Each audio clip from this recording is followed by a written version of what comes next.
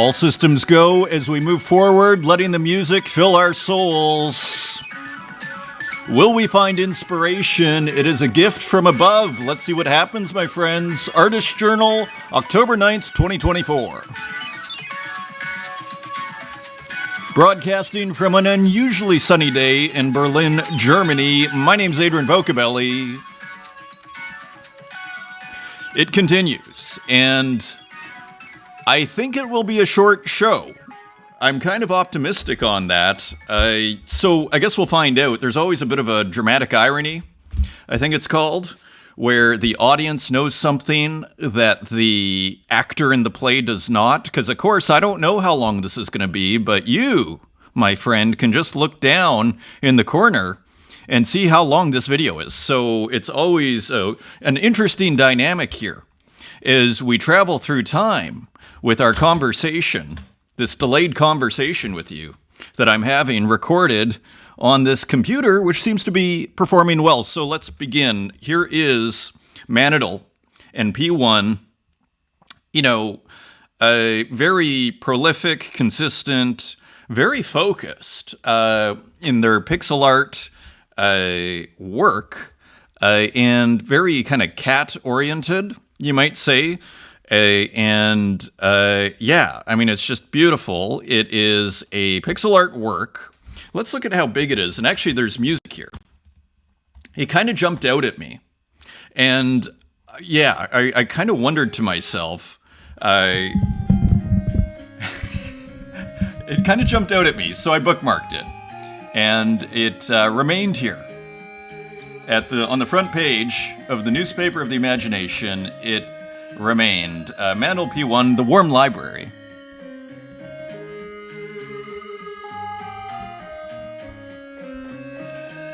So, pretty beautiful. You see the Rubik's Cube here. A couple of cats reading in the library, but they're reading about fish.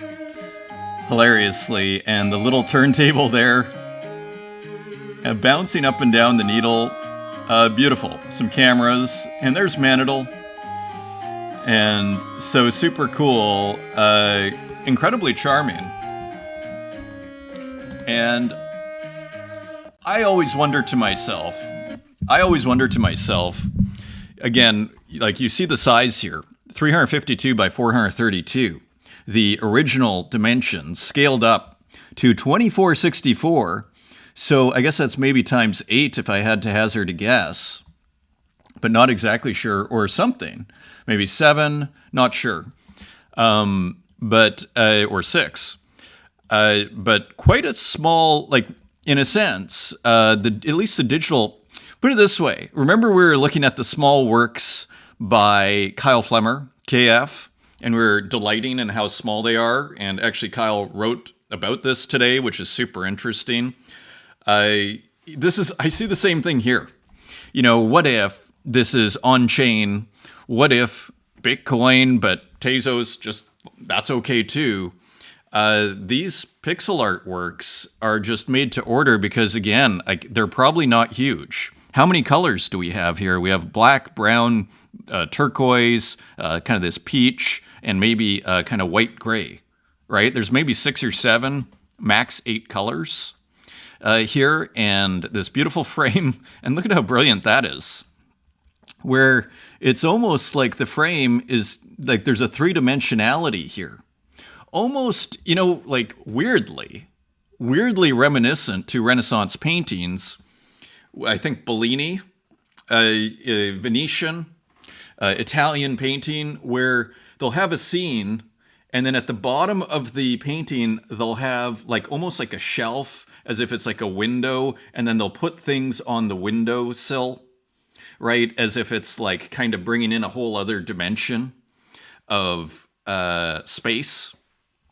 You kind of see this here, because all of a sudden, this frame goes from a pictorial device to perhaps a kind of architectural element, perhaps, even though it doesn't really look that way. But with this ladder here, it just adds a kind of ambiguity in the space, doesn't it? And perhaps, I wonder, and maybe this is what the Italian painters were doing as well. Maybe it's a way of creating increased depth, right? Because all of a sudden it stretches the space out because you have something in the foreground. Anybody that's drawn, using perspective, you put something really close and you put something really tiny far away, that'll create a big sense of space. And perhaps, just perhaps, this ladder is fulfilling this function. I mean, interestingly, there is a sense of space here. Not to go too far on this space tangent. The Rubik's Cube is flat, the books are flat, but then you see the turntable has space. So who knows? All to say, really gorgeous work that jumped out at me as I was bookmarking works in the last couple of days here. You gotta love the cat statue here, and of course, classic Manidal, the cat character. This could be a cartoon, as far as I'm concerned, and maybe it should be. A pixel art cartoon. It kind of you don't even need to change anything. You have the animation even. All you need is and you do have audio here, but you'd have the cats talking. You'd already have your songs, your music for the beginning and different parts of the drama. You just need to animate it more, where you could probably just hire could probably hire someone where Manidal would be here's what we need to be done. Here's your basic frame for this scene, and then they could talk, and then maybe the cat would walk across. Who knows? Beautiful work here. Beautiful pixel artwork. And it raises just finally, before we move on from this, to me, it raises a huge question to me, which is one I've struggled with and wrestled with pixel arts from the very beginning, which is this very kind of childlike, shall we say, content, right? I mean, this could be an animation, like I'm saying. This could be a kid's cartoon to a certain degree, a scene from a kid's cartoon. It's pixel art. So, I mean, it kind of raises the whole question of, but is it, is this in the same tradition as the Mona Lisa? And I still would say yes. And it raises this kind of huge question, though, that I wonder to myself, in terms of how these works will be valued 100 years from now. Will it be seen as a kind of pioneering, work of this, pixel artist from 2024, early pixel artist, and I suspect it will. I suspect, but I'm not I don't necessarily have huge conviction on it. But it's all to say, it's a super interesting, well put together work. And what I kind of love about it is the fact that it does actually raise that question for me. It is so cute, so to speak. It is so much like a cartoon. But, it's sort of it's this interesting overlap. We see it with Karl Barks, right? With the great the inventor, from my understanding, of Uncle Scrooge. Right? Uncle Scrooge was not, invented by Disney. Donald Duck was invented by Disney, but Uncle Scrooge and I believe Huey, Louie, and Dewey were invented also. I believe, not positive on that, not positive on Huey, Dewey, and Louie, but I believe, at least Karl Barks, Uncle Scrooge, pretty sure. Maybe even Huey, Dewey, and Louie, not sure on the nephews, so to speak. But it raises this whole question, and maybe very quickly. Karl Barks paintings, which are quite collectible, by the way. It kind of brings up the whole comics as art, and anybody that's, you look at a page of Jack Kirby, and you say, these are oil paintings. There's Karl Barks. Actually, let's bring up Karl Barks.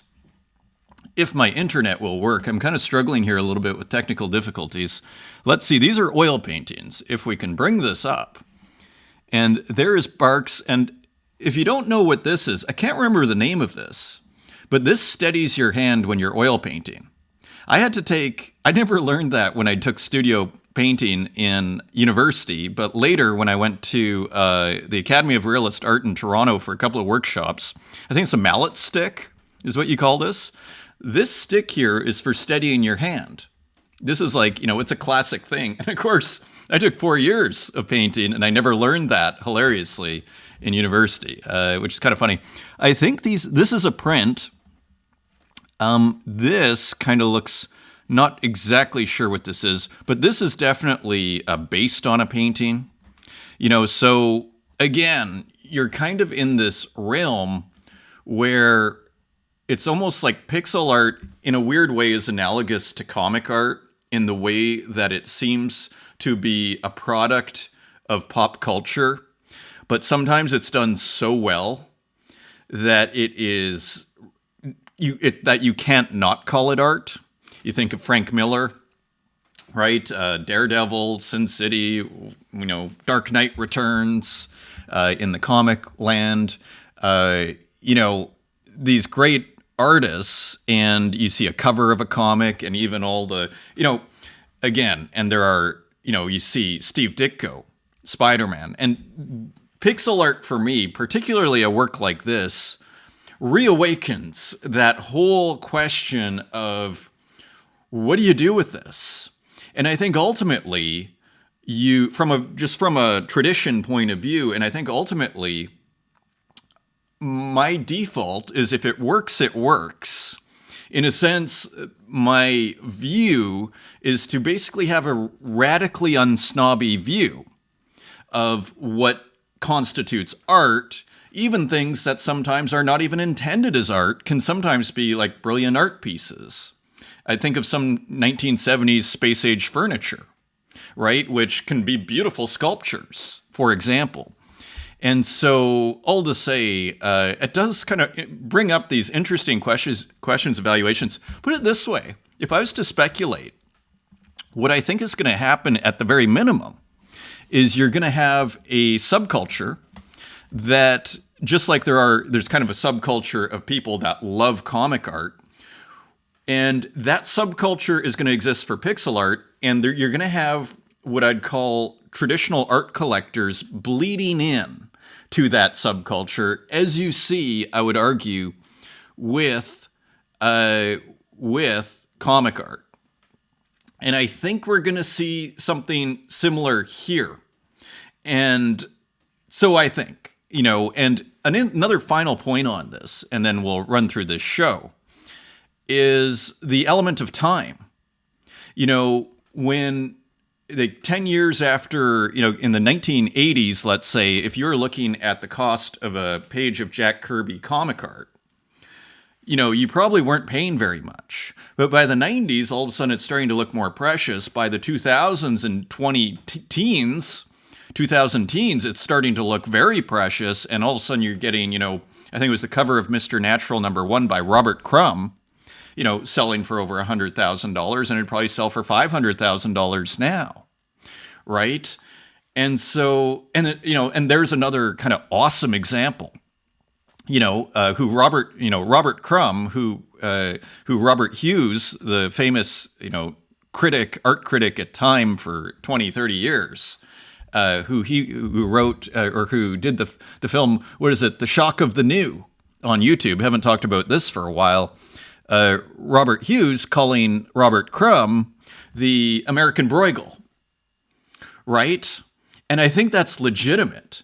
And what final point on Crumb, for those that know Robert Crumb, what also makes Crumb, you might say, in that kind of precious, for lack of better term, fine art, one of the things that I'd argue makes Crumb, within the pantheon of the elite greats, for lack of better term, where you can see it's unambiguous, is Crumb's radical portrayal of human nature. For anybody that's looked at underground comics artist Robert Crumb, you'll see it's shocking. But what is he doing? That I'd argue that the Marquis de Sade and that whole other tradition that flows through surrealism, that is not worried about morality or aesthetics. What are they, and also goes through Henry Fielding in the introduction to Tom Jones, where our main dinner is what? What is our main feast, according to Fielding? Human nature. And so, and back to this qualitative science, I dare say, what do we see what does Marquis de Sade and Robert Crumb, what do they share?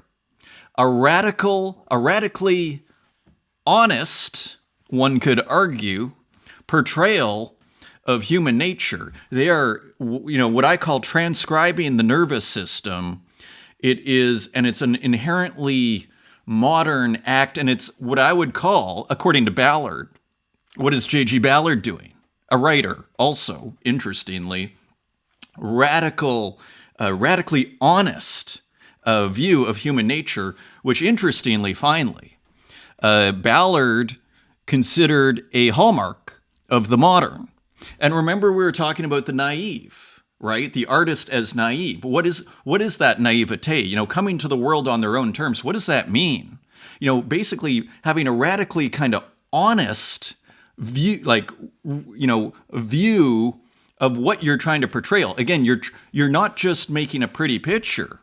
You're doing a kind of what I call qualitative science, a kind of speculation, a speculative, science or qualitative science, speculative exploration of what it is that you are as a human, and so as I've commented on before, finally, this is the similarity, the weird similarity you're going to see between Marquis de Sade, 1790s, the 120 Days, and Krafft-Ebing, in the scientific work that starts with psychopathia.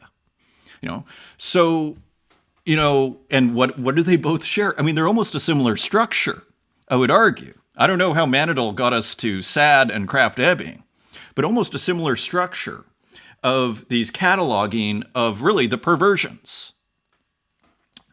And what is that?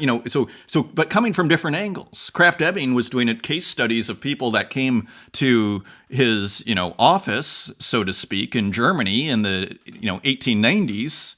Sade is just in prison and just writing the most outrageous stuff he can even come up with.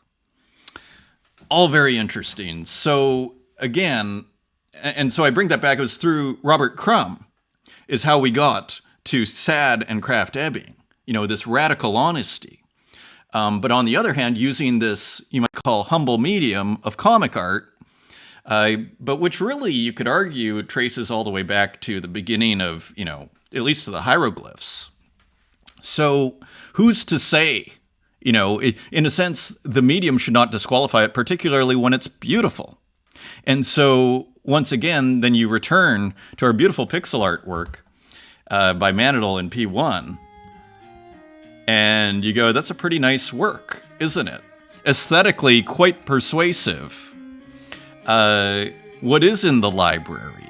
It starts to be your next question. There's coffee, which gets me excited. Anyway, very interesting work here. The Warm Library, beautiful as ever by P1 and Manadal, edition of 20 for 6 Tezos.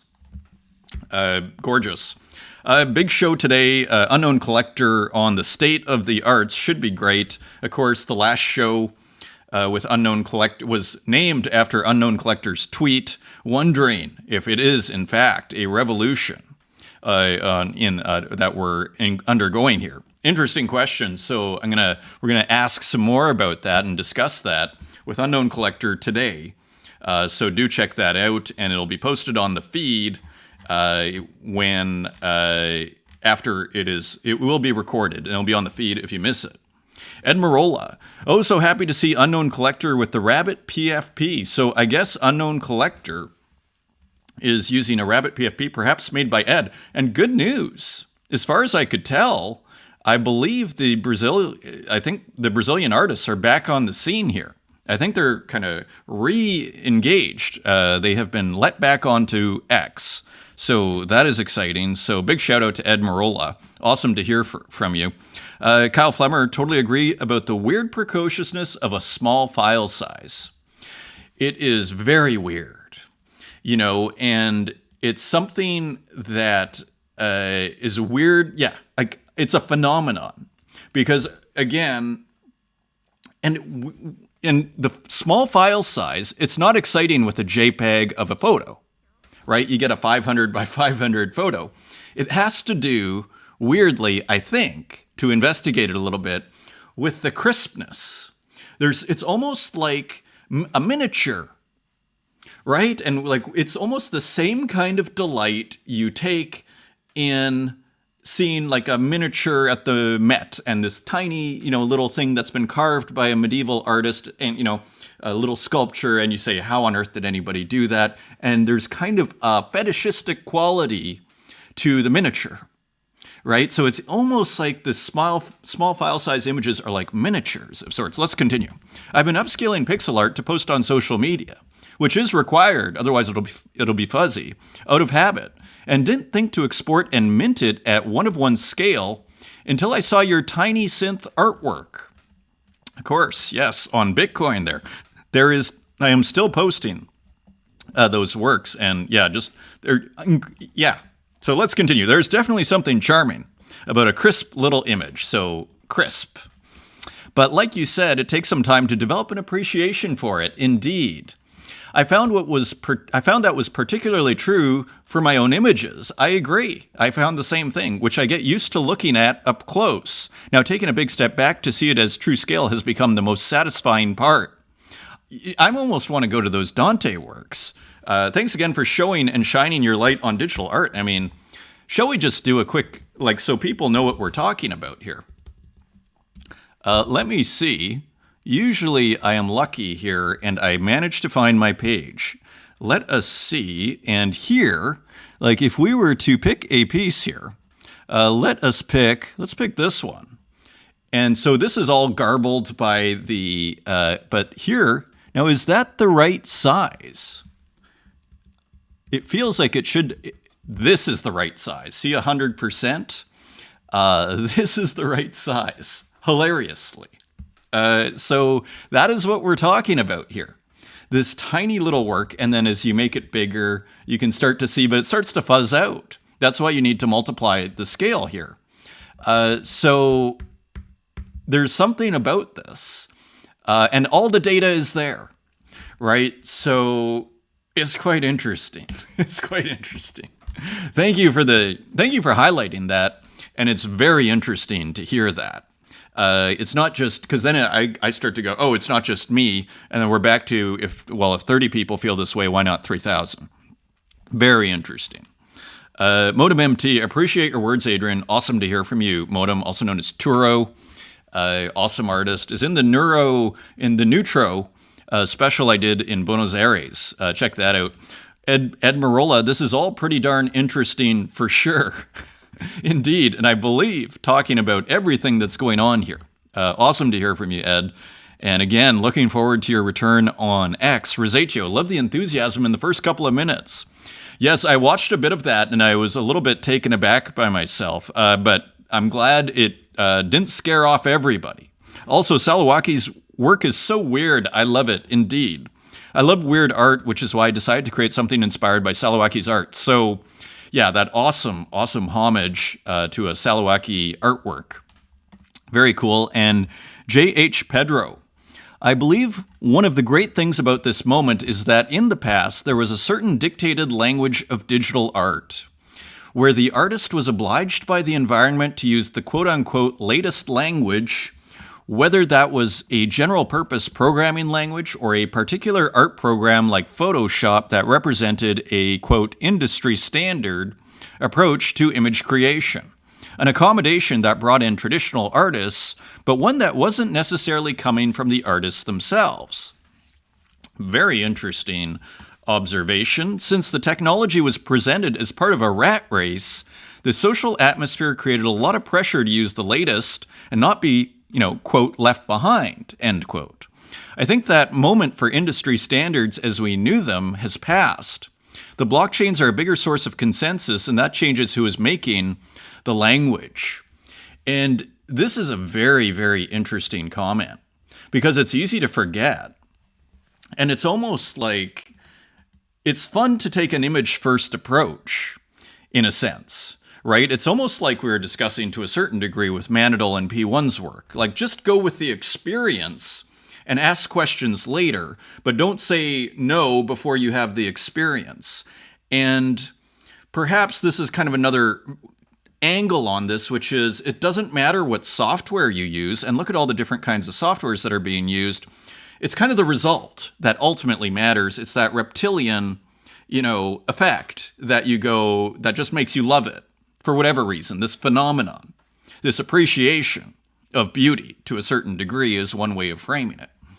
Now, bringing up this issue of language too is super interesting. I was discussing this last show, how people where I feel sympathy for people coming into this, say, digital art scene on the blockchain and kind of not really understanding the language at first and maybe even dismissing it. And why even look at Mandel going, well, is this art? Right? As I did 2 years ago.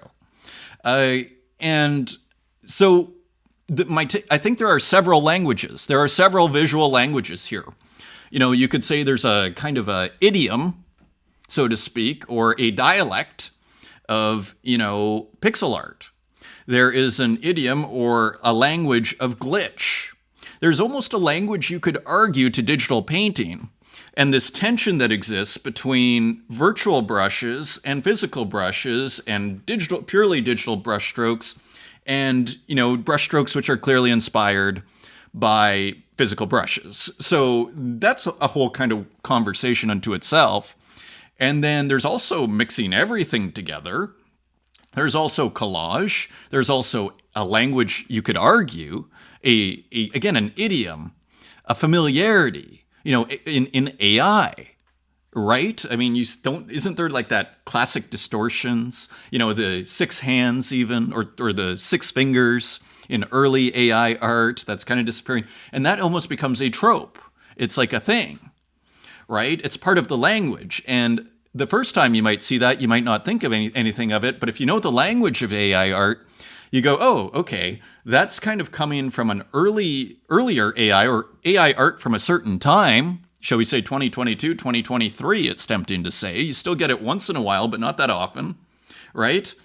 And that's a thing, right? And that's something to appreciate. It's part of this kind of aesthetic, this celebration by keeping that in, right? So it's like these are different visual languages that we're engaged in here, which is part of the reason I think the world, I would argue, is it is adopting. It's like you see an increasing popularity, as we've been noticing on Tezos, for this art, but it is slow to adopt. Like, it's not like you'd show a Manadil work necessarily and people are gonna jump for joy and go, this is the greatest thing, right? But maybe after looking at a whole bunch of pixel art, they might go, that's spectacular, as I would say, with its few colors there and gorgeous composition and perfect, pixel art, for example.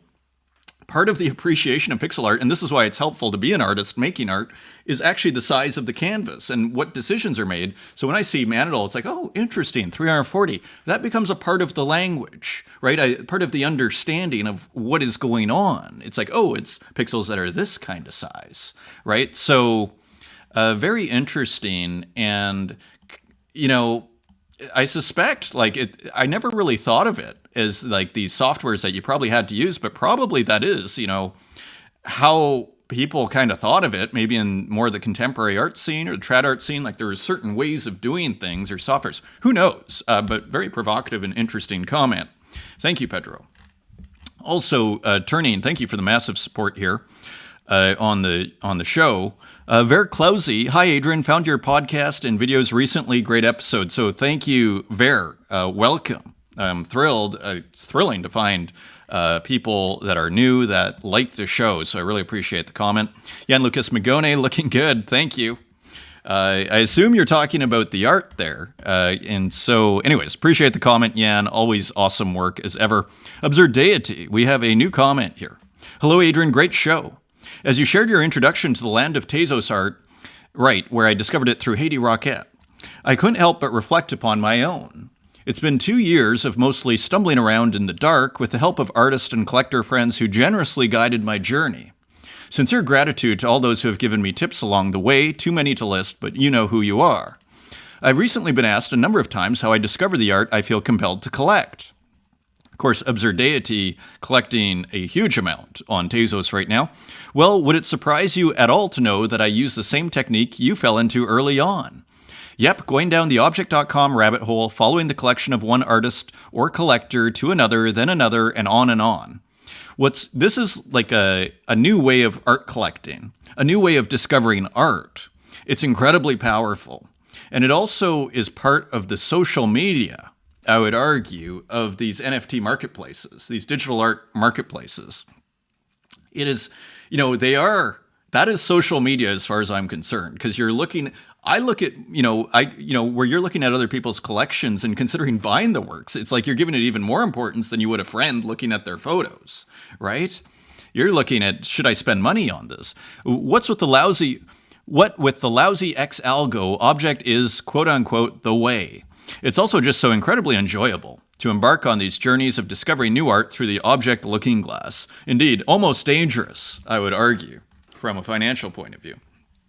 I leave you with the very first collected work, which was Playing Cards number 160, a secondary purchase of a collaborative generative art minted on FX Hash by the artists M. Knoll and John, well-known artists. So here, a cool FX Hash generative artwork by John and M. Knoll, and I guess this was the first work collected by Absurdity.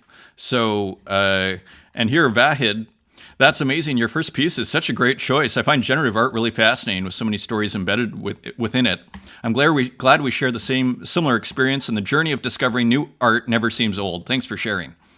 Indeed, it is a new way of discovering art, and that is significant. That is very significant, and it's incredibly enjoyable.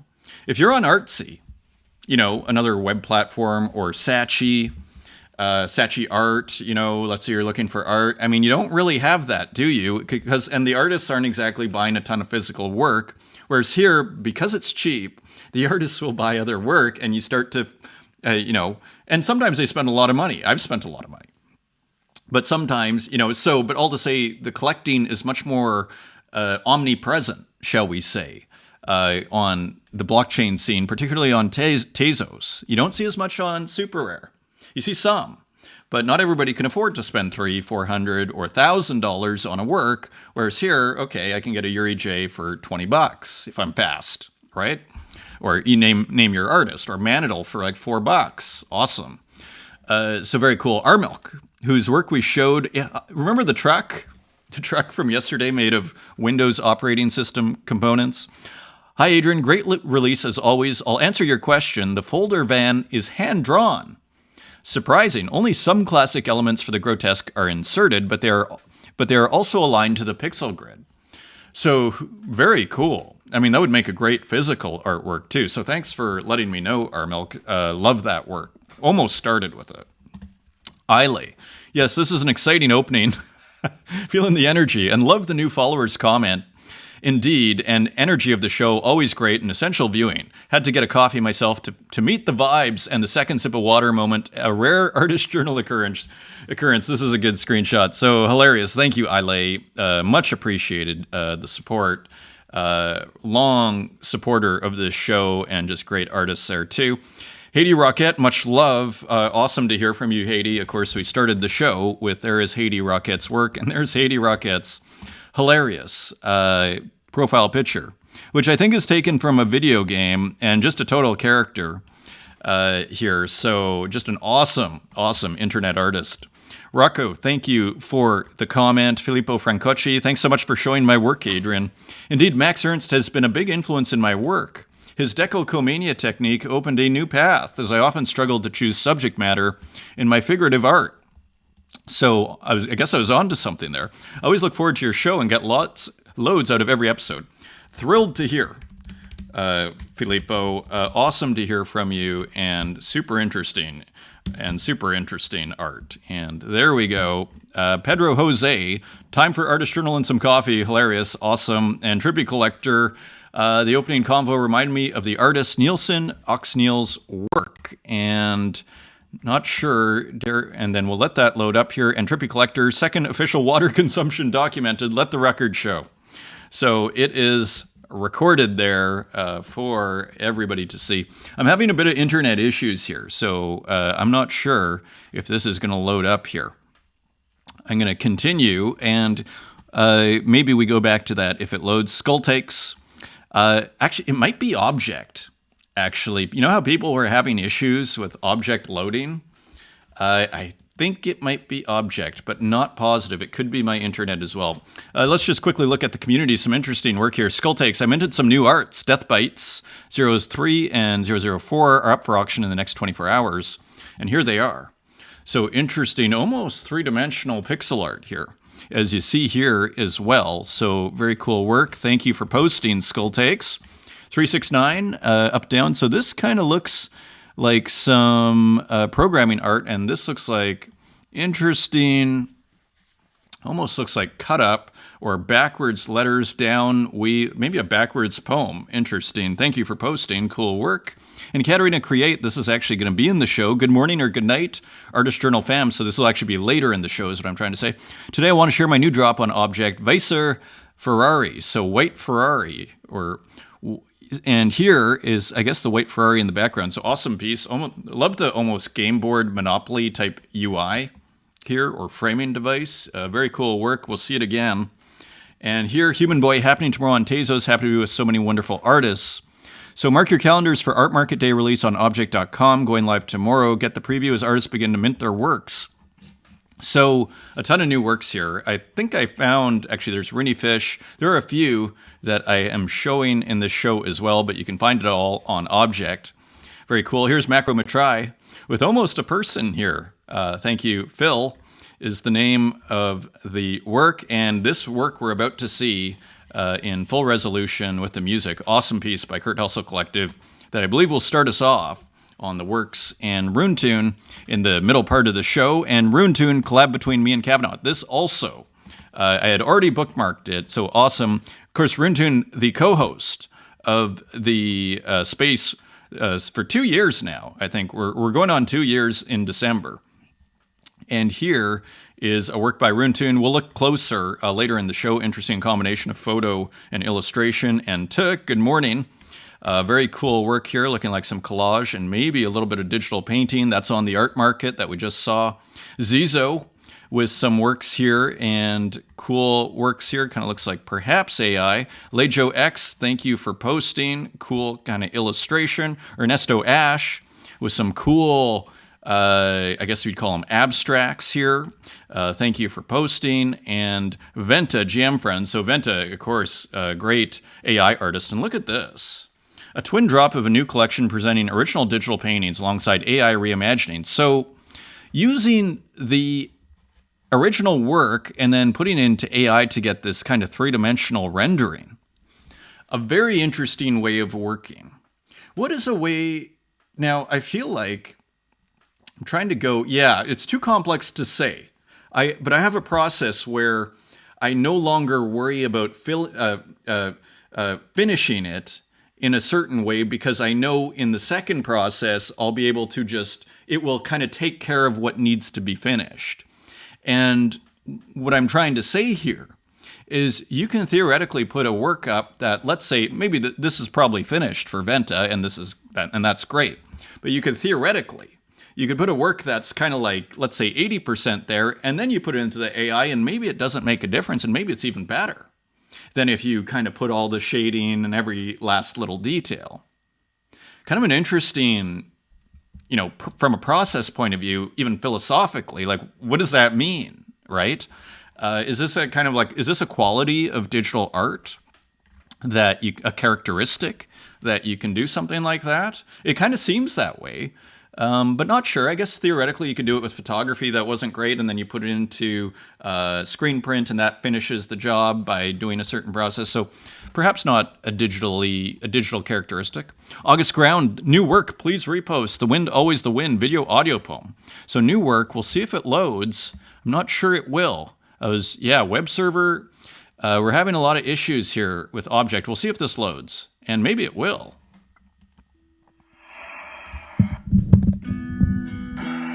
August Ground with a poetic swing kind of glitched out. So, interesting piece. iPhone 6 camera. Very interesting, cool work. The Wind Always the Wind video audio poem from August Ground. Thank you for posting. And Psychofuturist continuing the tarot awesomely. And we're going to have to speed up a bit here, but very cool work in the tarot. And also and Primitive. Also, thank you for posting. 369 Abstract here. Thank you for posting. And Ernesto Ash. And and remember, everybody, just once a week if you can. That would be great. But cool looking work here. And Little Cakes, cool. Have a bunch of shows I want to see while I'm in Japan. The Tony Oursler show being one of them. So I guess this is a show. How cool is that? And feel free to post work links like this, stuff that's going on. Look at how cool that looks. And Little Cakes, really interesting artist. I believe we have some works there in the AI section. Thank you, Ernesto. Thank you, Louis JPD, which we saw last show. Thank you, everybody. Let me just close that. And thank you, Ilay, for the screenshots with the different effects here. Glitched effects, colored pencils, and hilarious. And that work we'll see later in the show as well. So very cool. Into the comments we go. Sabato, who of course I follow for all the hype. There isn't much visibility in the Shape ecosystem unless you're one of the featured influencers. But maybe if I pretend to offer medals for minting, for reading Mackenzie's works, Gamer Theory, for writing a short critical essay with citations. I guess I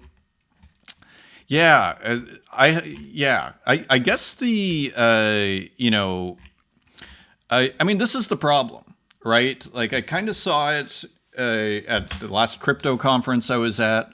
Like, it is a weird mix. The crypto scene, which is very tech-oriented, and the art scene, which is kind of in its pure form, very kind of culture and history-oriented, and it's just a completely different conversation, right? And so it's just interesting. And I actually think it's great that these two kind of cultures are colliding on the blockchain through crypto, basically.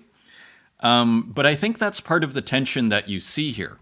In a sense, interestingly, crypto culture, it's kind of weird to a certain degree that art has become such a big thing, I would argue, in crypto culture, because it's not like it is valued, and we're painting with a very broad brush here and generalizing, but it's not necessarily at the top of the agenda, and you see it, say, with PFPs, where all of a sudden it's like, even the art can be questionable, but then we're going to collect in everything because of some other kinds of reason. And so, all to say, it's a weird marriage. And I think you're seeing that weird marriage between devs, so to speak, and artists. I think you're seeing it in Shape here, and again, so it's just kind of interesting. So another report on Shape from Sabato, much appreciated, on what is going on over there. Sanso. Sanso.eth, St. Sanso. If I'm being honest, one of the reasons I've been spending more time reviewing older NFT digital art collections is that I find the constant release of new work to be overwhelming and a source of anxiety, especially when I think about how new work will continue to be released. Allowing art time to breathe and hype to dampen allows me time to determine how I feel about the work. How does it fit in the canon? Is it important? Do I really like the work, or am I being influenced by other forces? How does it fit with other pieces I've collected, etc.? It is interesting. I wouldn't call it a source of anxiety for me. I'm surprised at how much that resonates with me. And maybe it's back to this earlier discussion of visual languages, right? But I'm actually surprised at how much is resonates with me, that I feel like, okay, I can show this work and feel good about it, right? And so, yeah, I mean, it's kind of with anything. Like, look at writing. I wouldn't feel too much anxiety about writing. All this new writing that comes out. The world is drowning in writing for decades now. I guess you're not collecting writing, is the difference. But interesting. As a collector, perhaps it reminds you to really focus on the works you think are going to survive, because there is so much out there that you do have to consider that. So, interesting comment from Sanzo, Saint Sanzo. Retromani, on every other chain, it's possible to be blockchain agnostic, especially once the hype and the money dries up in one place. But on Tezos, there's a ton of diehard users who swear by it, even if it has made them broke. The weird thing is, most of these diehard users do not align with Tezos capital T long-term goals or even the Tezos Foundation. Then why so Tez Maxi? I think it's because on some level they see it as the last real community in Web3, a group of artists, collectors, devs, and bakers who do not want to go everywhere else where everyone else is going, even if it leads to more money and success. Yeah, I wouldn't call myself a maxi, that's for sure. I am kind of proudly multi-chain. But I'm not sure I would agree with, I think the true reason, I would argue, and I'd be curious to hear what Retromani has to say about this, the true reason why Tezos remains vibrant and remains relevant and arguably central in this whole blockchain art discussion is because there's money, is because, it's the easiest way, I'd actually argue, to make money. Putting a work on ETH is not, it's a trickier thing to make money there. Putting it on Tezos, there's much more of a collector community. There's many more people who will, if you put it for a Tezos, you will sell it. If it's kind of decent and you promote it enough, you will sell it, right? So I actually think the reason why Tezos, I would argue, is I don't think it's just kind of a counterculture thing. I think the whole crypto scene is pretty counterculture, in a sense. Even as mainstream as Bitcoin is, what we're doing over here is not mainstream, I don't think, right? So I think it's about the money. I'm kind of back to the free market.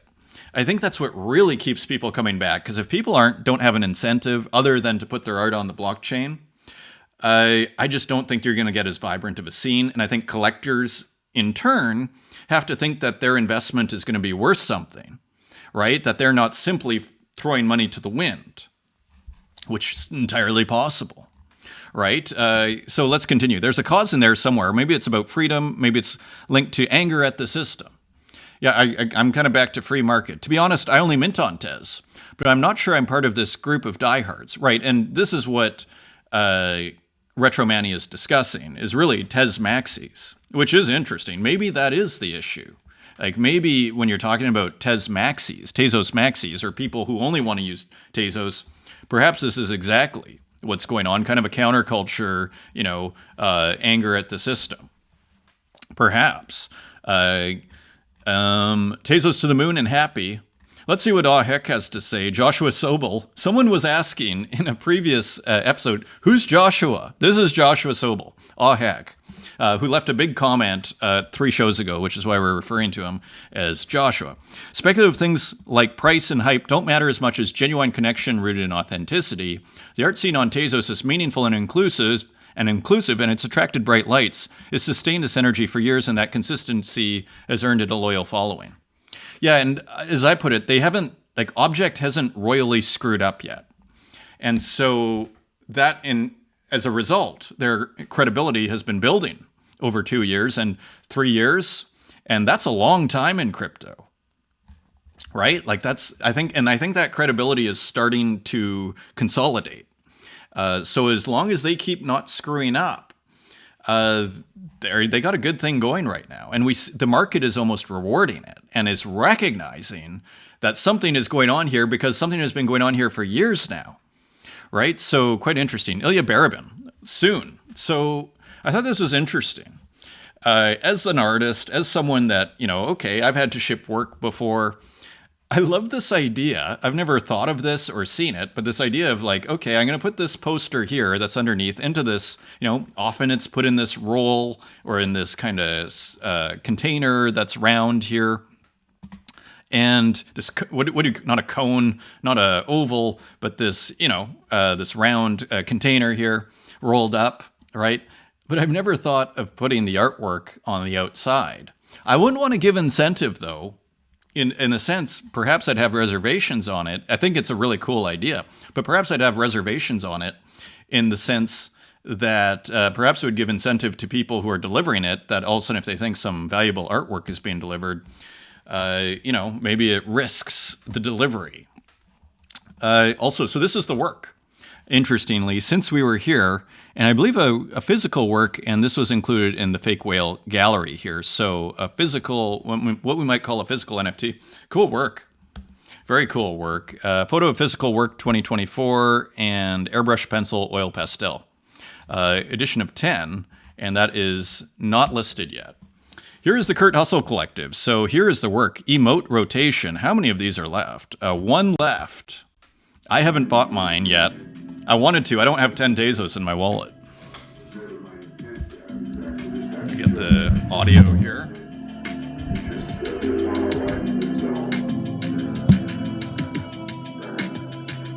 Very soothing. Always original music here, and just awesome artist. Almost feels like a Friday opening, doesn't it? So really cool work there. One left. By the Kurt Hustle Collective, KHC, on Object. Here's Martin Bruce, Picnic Cat. So now this is going for 50 Tezos. Let's see how much time is left. 38 minutes. I was looking at this piece. Uh-oh. Now it's good that, everything was working. My internet, Object, and everything was working. Here, we're going to get a very slow, here we go. It is going to load up. And here you can see a very interesting, it's kind of still loading up. Let's let that load up for a second here. Picnic Cat by Martin Bruce. And let's go here. Desnudo Azul with Nov 1914. Look at that. Filling the screen beautifully here. Beautiful work. Kind of has a bit of an Argentina flag kind of feel to it. Not sure if that's accidental. Very cool nude. And this is based on a Matisse, interestingly. What's interesting is Matisse often is fairly, flat. I guess sometimes it's painterly and has volume, but here you see total volume. So it's almost like taking the influence of the shapes and then doing what Nov does. Very cool work. Edition of 10, sold out at 15 Tezos. So Nov, it wasn't that long ago that Nov was selling works for 15 Tezos for a one of one, even cheaper. So that's part of the beauty of this space, is how fast things can change. Your market can heat up really quickly. So that is exciting. It's happened to Nov a couple of times. Again, it's a boom-bust business. And so all to say, Gorgeous by Martin Bruce here. Again, as I always like to say, he thinks with his eyes. And here, probably based on a physical, with this wild, again, the physical taking you 3/4 the way, and then the digital being the final kind of leg of the race, so to speak. And here, just an interesting kind of GIF movement. Giftness, 900 by 700, nice and small, only 50 Tezos. This one was brilliant. I picked one up, Musicos, after Botero, Fernando Botero. Very famous Latin American artist. And so beautiful piece here. I haven't seen the original of this, and now I'm very curious. Gorgeous work here by Nov 1914, and even the background of these big, oval spheres here. Musicos, now 26 Tezos on secondary. Yuri J picking up the last one at 15 Tezos, 1 day ago. This is Renniefish, and Fluffy Bliss is the name. This is also in Fake Whale.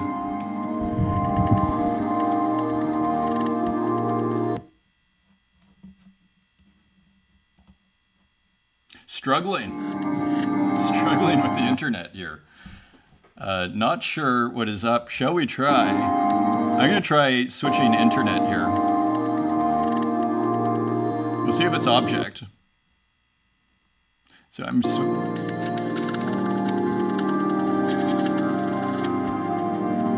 no, it's probably my internet.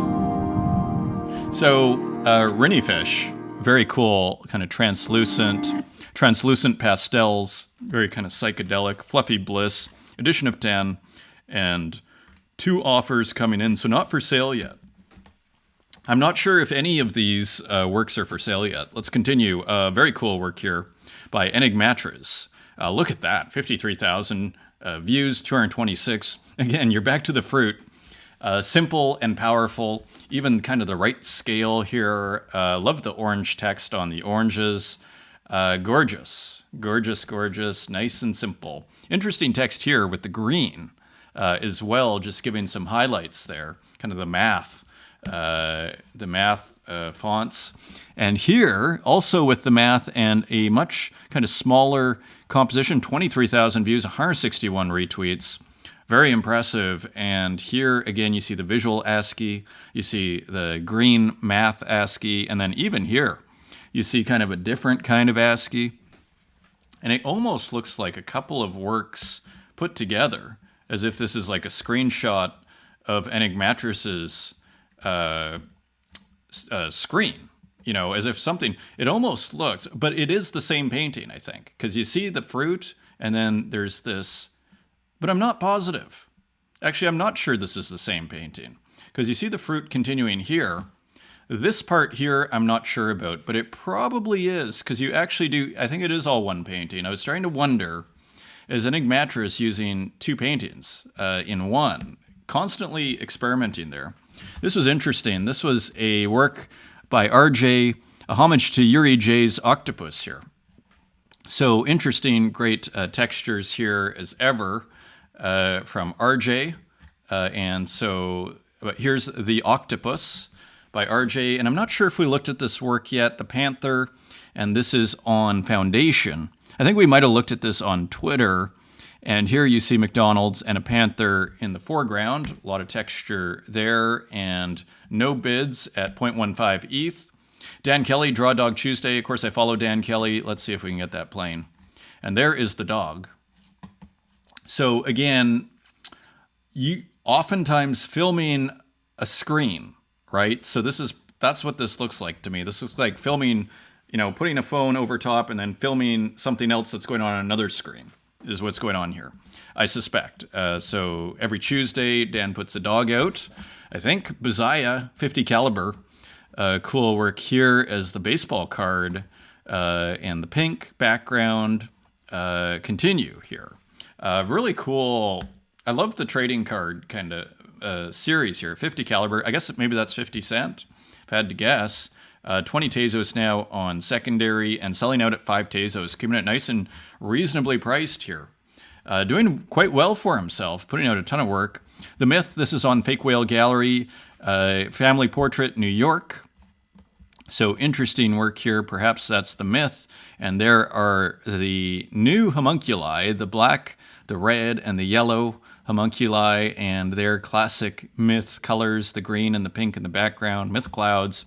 And here, a woman and the Myth. And what is this called again? Family Portrait. So maybe hard to say the relationship there. Edition of 30 and not for sale yet. Here's Rat Cloak, Crypto Decadence, a gift for friends, Bazaya and Cloak. The drawing is based on their works. Interesting. So edition of 2, and their gifts, and there looks like kind of like a Mike Tyson-like figure. Pretty large painting. Cremes, referring to creme de la creme. Kind of early, kind of, you know, affiliation, so to speak. I don't know if I'd call it a group. Sure, let's call it a group on Tezos there, back to 2021. So interesting, very nice painting here. And the baseball player. So I guess it's like a Myth Mike Tyson with kind of like a Bazaya baseball player done by Rat Cloak. So how cool is that gift and sent to the Myth and Bazaya? You will never be able to buy that piece. The Son of a Comedian, perhaps. Rosetto. After Rene Magritte, Maurizio Catalan, the son of man times comedian. Interesting. So there is the Maurizio Catalan with a famous taped banana. And then the son of man, I'm trying to remember the Magritte, that is, shall we look very closely here? Sort of let's speed up after this. Magritte, son of man. It's probably like a guy with a bowler hat. Exactly. This guy. So that is the Son of Man. So interesting take, right, of course. And the apple there is in front of the anatomical figure. Very cool. Not for sale yet. And here is Uxine just posting on X. There's leaderboard with an Amazon smile. So again, referencing what I would call the tension here between the arts and the kind of the crypto speculative culture, so to speak. And so here you see a bit of satire, arguably beautifully done, with this kind of silhouette here and everything. And here the the marionettes, the puppets here, but they're skulls of the people, and yeah. And so here is probably the crypto person manipulating all the skulls here. That is leaderboard. That is my interpretation. Gloomtube with a couple of works here, different kinds of barriers. Edition of 1. Interesting piece here, looking like shutters of a window.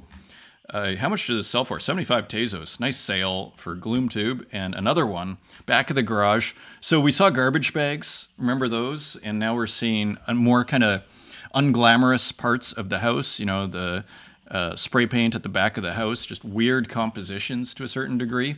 But familiar, at least if you grew up in North America. Right? Back of the garage, edition of 10, and 4 sold so far at 10 Tezos. Here's a really rad work. Digital artwork by Walk. Of course, Van Gogh's bedroom, done in Walk style. Edition of 10 for 10 Tezos. That is on Object. And here we have another one by Greg Nikszumika using, I think it's Excel and the gradient tools in Excel, the Great Wave off the coast of Manhattan. So pretty cool. Almost like a loose reference to Hakusai. There it is. Hakusai Echo pour mi. So cool work there. Sold out at 3 Tezos. Nice work. Here's Dan Control with some TVs in a very simple landscape here. Not sure if we saw that one, but we may have. And here's another radical work by Dan Control, taking a electronic cigarette, and stretching it all the way to the side and to the borders. And just a classic Dan Control move, just a cool conceptual work by him. Here's The Myth and Jake Studios, and this was picked up with a new Mythson. So by The Myth, but perhaps with some contribution by Jake Studios. Not sure. Maybe it was the tattoos, not sure. But a new Myth work, and a little bit, even the animation looks like perhaps that was done by Jake Studios. That went to uncurated for 150 Tezos, so Miss Sun's doing very well. Here's Malayang Teatro, also by Jake Studios. This going for 10 Tezos. And here you have, again, some, just various devices, a cursor, some kind of cocktail there, and, bag on the head and targets, and looking like the front of a video game here with the explicit, and a computer. Here is Roon Toon with Cavity. What is going on here? So we have a photo where this figure who is drawn comes in, right? And like extensive animation, looking like they are, and then having a smoke there. And then after their smoke, all sorts of smiles are happening.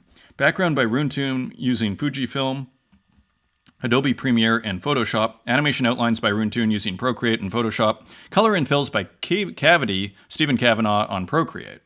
So a true collaboration here. So pretty cool, and so edition of 1 and not listed yet. Continuing on, Boo Boy on Ethereum, reserve price of 1 ETH. And here is the work, and it is called The Pastel War. So cool illustration here by Boo Boy, as we've been tracking here for at least a year and a half. Very cool artist, listing on Super Rare. Very cool. Uyo 66, The Ultimate Movie Night.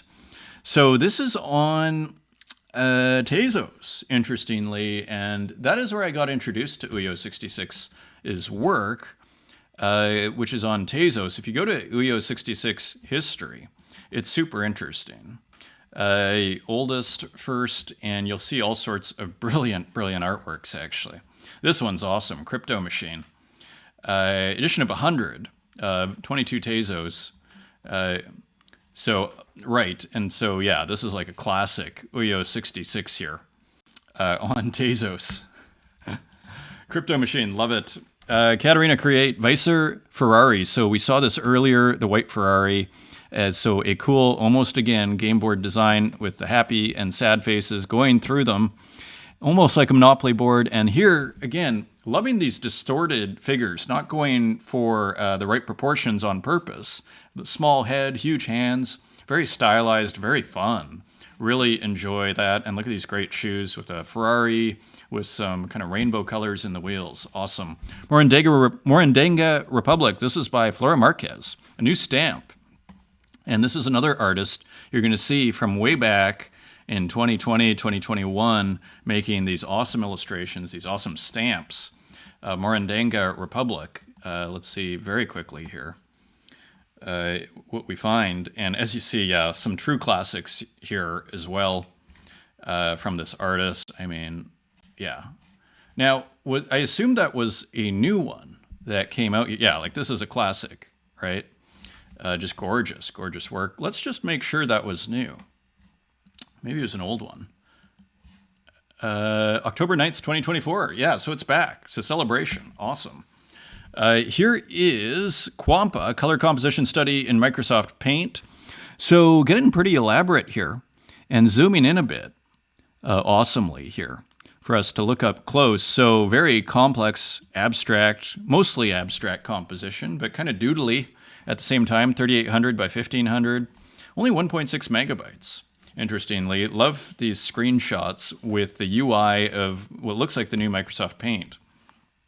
Gons, an infinite detail. 35 Tezos edition of 1. And here you see some sampled brushes making an abstract. That is on Tezos. Here's Mumble Boy, Hagakure. So another, here you can see collage with a little bit of experimental repetition here over top with this green shape, interestingly. And continuing on, Kristen Roos, Color Bars number 6. So continuing to experiment here, Kristen Roos, with this abstract color research, as it's called, edition of 15 for 15 Tezos, and 3 sold so far. Very cool artist. People of Tezos and Armilk. So this is Armilk 88. So this is Armilk doing a self-portrait. Very cool, and love the different kind of shapes here. Really kind of nice how this patterning here is in contrast with its surrounding areas. Interesting colors too, even this kind of beige background. And that is Armilk. So that is edition of 1 for 25 Tezos, and still another 19 hours to go in that auction. Here's Element Lee, Bridge 2024. I think they put out, Element Lee, I think puts out a work a day, if I'm not mistaken. A work at least, one work at least. So here's the bridge. And cool, again, experimental pixel art from Element Lee. The Mean Machine, this is by Figments, where you see an interesting composition here. I love this street light. This could almost in itself be a composition. I think Cap'n posted this, or Figments posted this on X by itself. I thought that was a piece. Hilariously. And here you see the guy and the dog and that beautiful plant. Perhaps we're using elements, interestingly. Very cool, and love this kind of universe of stars in the background. The Mean Machine, edition of 16, and 6 sold so far. Here's Brain Dead, 1-bit pixel art version for Inktober. This is for Passport. Very cool, so futuristic looking Passport, all dithered, positive and negative. Versions here of the Passport photo. Very cool. Here's Low Trippy with Speak No Evil. Hello, hello. So interesting. So dithered. So kind of like a 3D work that has been dithered. Look at all the likes there. 4,780 likes. I mean, that is incredible. Good job, Low Trippy. And here's Zozo, a different Zozo. Zoxo. Bicycle, a pixel artist. And sometimes doing very minimal works, almost like the stars in Super Mario. Here doing a bike ride, very kind of experimental. This is open edition for another 3 days, a Tezos 30. Here's Anis Abdin, who they're just moving dots, who has done some very interesting work. I'm trying to remember where in I want to say Hollywood movies or something. Anyway, very cool pixel artist, Dot City, day 281. We are nearing the finish line, Anis Abdin. eBoy Arts, interesting. eBoy Database, so just putting some clouds. Of course, eBoy Arts, a pioneer a duo out of Germany, pioneers of pixel art. Nature's Gift, Takashoshi. Let's see if this will play.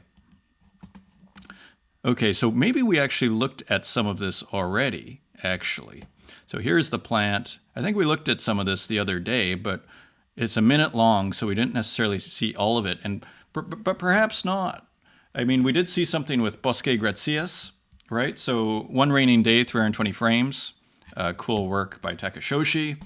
And here is Dan Kelly. This is also in the Fake Whale art market. Very minimal piece to the point of abstraction. Pixel art piece. You see where pixel art starts to get like really, like this isn't just a cartoon, right? Like where it starts to become much more ambiguous as far as like, is this an abstraction? Is this one of the dogs? Like, again, what I love about pixel art to a certain degree is it raises this question of how do I deal with this? It's kind of like seeing a great comic artist. It's like, how do I contextualize this within, you know, the larger tradition of art? So very interesting. Putting Pupper Dog edition of 1 and sold for 150 Tezos. Nice sale. Yuri J, easier chair. So Yuri J putting out a couple of minimal works of minimal versions of the chair on 8badoo, which is a platform that does 8x8 on Tezos. Really cool platform. And it's probably important that people use this platform so that they keep it up, because we saw with type.art, if you don't stick with the platforms will often go out of business, so to speak. And I miss type.art. There were some works I wanted to make using that interface. So all to say, doing quite well. It is still Yuri J season, selling 13 Tezos each for edition of 20. Here's another one, little gas stove. So here's the gas stove, small version. And this sold for 180 Tezos. Pretty amazing. So Yuri J continues to burn up the blockchain. Glitchtown Arcade 56. So cool, kind of minimal artwork by Glitchtown Arcade using Nintendo Glitch ROM. Edition of 1. And there is a bid of 2 Tezos, so you might be able to get that cheap. Here's another one by Glitchtown Arcade, Eclipse.zip, and again, edition of 1. And here it is. So again, Nintendo Glitch ROM. Not sure what video game that's from, but very cool at auction for 25 Tezos. Here is Rocco on the Fake Whale market, game markets. And again, you see retro video games here and kind of a scene, kind of combining a couple of the objects moving around on their own. That series with these kind of rooms that he would pan around and some palm trees in the background. Edition of 1 and unlisted and Bite by Bit with a cool GM. Surprised this actually hasn't gone with its simplicity. So GM done by using Banner Mania. Kind of a classic work here by Bite by Bit and very cool. Edition of 1 for 15 Tezos. Here's another one. This was picked up by First Syndrome for 15 Tezos, BBB E3. Did we already see this? This is October 8th. This is a new one. As you see here. Play the sound. Interesting. Made by 1988 Fantavision. Interesting. I'm not sure. Interesting. So Fantavision made that. Not sure how that works. So Mika Aladev. Artifact number 91, edition of 1. This sold for 40 Tezos.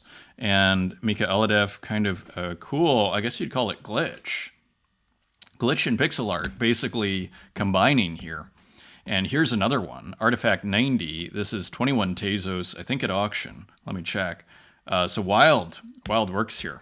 Edition of 9 for 21 Tezos and 1 listed on secondary. Selling out at 950. So nice sales. Cool work by Acid Boy. A little bit of a different one, isn't it? So a little bit of texture, kind of a little bit. So Acid Boy's starting to push his own limits, interestingly. And here's another one by Lena Eckert. And here, let's see if we can get this playing. And do this. And here, just an interesting kind of minimal abstract work here by Lena Eckert. So very cool, as we see here. As I speed through it a little bit, It is 1:16. So interesting piece. Prismatic Reverie, part of the Forget-Me-Not collection, available on Foundation. Here is Kiro. And here is another video painting. Let's see, it is on Foundation. We'll see if it loads up. Again, struggling with internet today. Here is another one, and we'll see if we can go back to that other one. This one's on Object, and this is called Bent with rad lettering, and that is 7 Tezos, only 7 Tezos. And here's the other one. This one's on Foundation, and there it is. And what is this one called? Slash. So very cool. Here's Ex Mortal with a beautiful work, edition of 13, and more beautiful distortions here. And more pictures of the seashore, or videos of the seashore and waves coming in, which seem to work really well. Glitched VHS loop and other. This is everything that is being used here. So a ton of exporting. Interestingly, Renki, Higashi Toyama. So a couple of new works here by Renki as ever. Very cool. The red grid. And here's the white grid, Mizuhashi. And then 3 smaller spheres. So just endlessly experimenting here. Here's another one. Eraserhead. Never seen this in the art market. We'll see if there's any. We'll see if it plays, first of all. And then we'll see if there's any volume. I don't know. There is.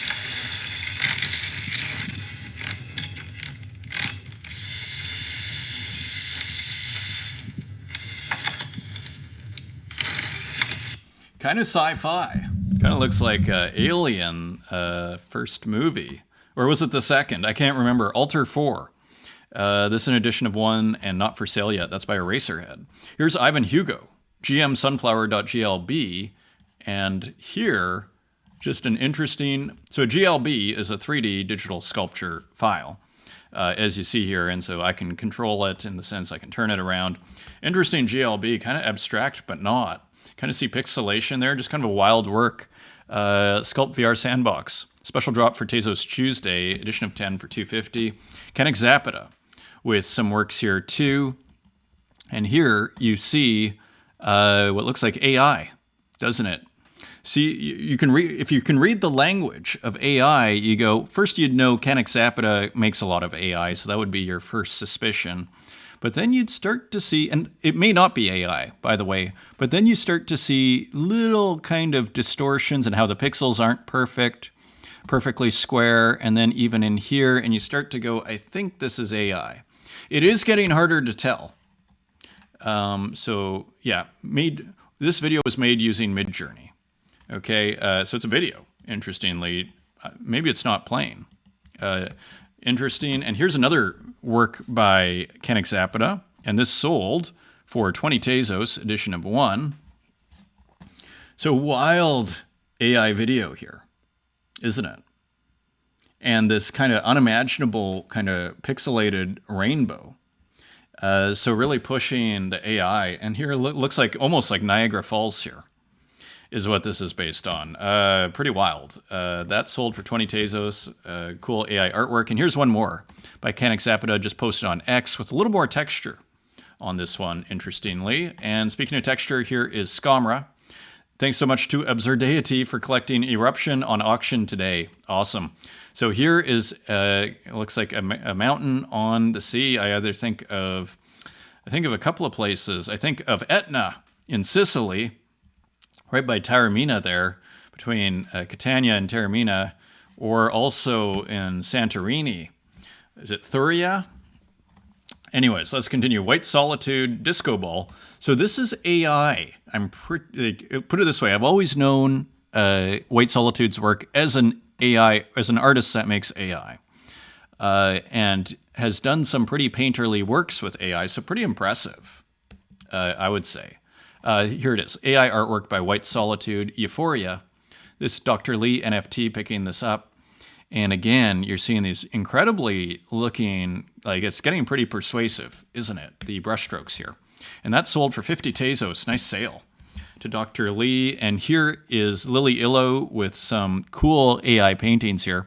Kind of different one with the figure in the glasses and the 2 eyes, these, AI distortions. And continuing, here is Tukes with wild kind of landscape work and all those beautiful colors and this wild sun really coming through the trees there. I thought this was a brilliant work. I feel like I've seen it before. This is by this account called Blank, which you've probably seen, by Lola Dupre. So I guess the artist is Lola Dupre. I thought I've seen a lot of these kind of AI computers, but this one kind of captured, with the massive keyboard, kind of captured the AI distortion, so to speak. Here is Human Boy. Remember, and a new work, or I think it's from last week actually. Work by Human Boy, made in Midjourney, edited with GIMP, edition of 5 for 10 Tezos. And here is Scamra, a more easy subject matter to digest. Great textures here as ever from Scamra, and that's one edition of 1 at auction for 30 Tezos.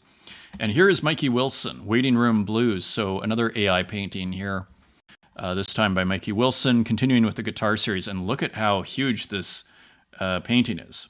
Really, if you want to learn the language of AI, though, you see these little distortions here. Like this is what it looks like up close, right? Here is, as you see, so you start to be able to recognize it quite clearly when you zoom in. Edition of 10 for 10 Tezos, and look at this, 8 sold. Nice work. And here is Little Cakes, Ashes to Be, Semi-Reluctant Goodbye. And it looks like one was sent to me, which is awesome. And so I think this is celebrating 2 years on the blockchain for Little Cakes. Of course, Little Cakes was just on our Spaces a couple of weeks ago, which was fascinating, actually. And so who knew that paper mache had difficulty burning? I did not. My friend needed a little help. Now his ashes are going to Uruguay. So is this AI? Because I figured it was, but maybe this is AI. It is, I think. Or maybe a combination of video and AI is probably what it is. That's probably how you get that transformation. Interesting. Here's another one. I arrived in Tezos late 2021. So here's a still version. And a 1 sent to Kells and 1 kept for the archives there. And so celebrating 2 years on hand, as far as I understand. So very cool. And here finally, more difficult, challenging art here. No hygiene. And 8. So here we go. Cool AI artwork. Now is this... I sometimes wonder if these pixels are AI. I mean, the last time I asked or heard from No Hygiene, it's like, this is all raw AI. So I assume it's still the case. And there's Absurdeity, picking one up for 25 Tezos. Patron of the arts. As we go into the physicals, Donnie O'Donnell. Interesting. We've been following this artist for a very long time. And there's something I noticed on this one that's different. And can you see it? It's hard to see. It's texture. We're starting to see a bit more texture, and it's adding a pretty cool dimension to this work. You can kind of see it here. If it, I understand it's probably small. Here we go. Now you can see it. Interesting, isn't it? It kind of gives a different vibe to the work because it was so much about those outlines before. So interesting. Here's Rune Christensen, very interesting artist. Had a show here in Berlin. This one's curated by Joachim Official. Interesting. Flowers for Stuttgart. So very interesting. This is probably a great artist list here. Interesting. Bookmarked and liked. Yeah, so there's a couple of vases, and likes to use these kind of, instead of the classic orange or brown background underpainting, we'll use almost like a neon orange. Great technique, and lets it bleed through a little bit, as you can see there. Very powerful, and does kind of bring give a kind of saturation to the entire work, a brightness. Beautiful still lifes there. David Hales, watercolor and ink, very nice piece here, and there's up close on some of this work, as you see. Very talented watercolor artist here, and very kind of surreal. It's Not Gallery, Sasha Yazov. So again, kind of looking like a video game or something, like one of these 3D video games that are painted. I love it. Again, we're traveling through the mediums here. We're taking something digital and then we're putting it in the context of painting and all of the connotations that the history brings. And it just transforms the work. Very interesting. Sasha Yazov, I think, was the artist. Adam Lister Studio, 10 Michael Jordan paintings. So I believe the rookie card of Michael Jordan. And so here are different versions of Michael Jordan. Awesomely. Wonder if these are all from, this looks like a Fleer basketball card. And that also looks like a basketball card. Gorgeous. Look at the colors. They really knew what they were doing with the basketball cards too. Famo is Dead. This was interesting. It was based on a meme. I don't want to show too much of it for copyright, but here it is. That's the point, is there's a meme here that Famo is Dead was commissioned to make or recreate just a scene from it. This woman in a jet. Here's another work. This is a digital illustration by Gregorio Zanardi. I thought it was a painting, who also does a lot of paintings. This is in the Fake Whale Market, Seagull, and here it is. So yeah, this is a digital painting. Very cool. I thought it was physical. It's great when you work in both. It's very powerful. The Walker of Catrillo, edition of 25 and not for sale yet. And finally, Logi, It's Official, with a very cool work here. It's, what would we call this? I guess textiles. You know what my favorite part is? How this name here just kept going right off of the kind of circular, let's call it pot of the plant, and just kept going, and it kind of highlighted the medium itself. It's like, oh, well, it's kind of hard to make it smaller, so I just kept going. Love that. Again, visual poetry here.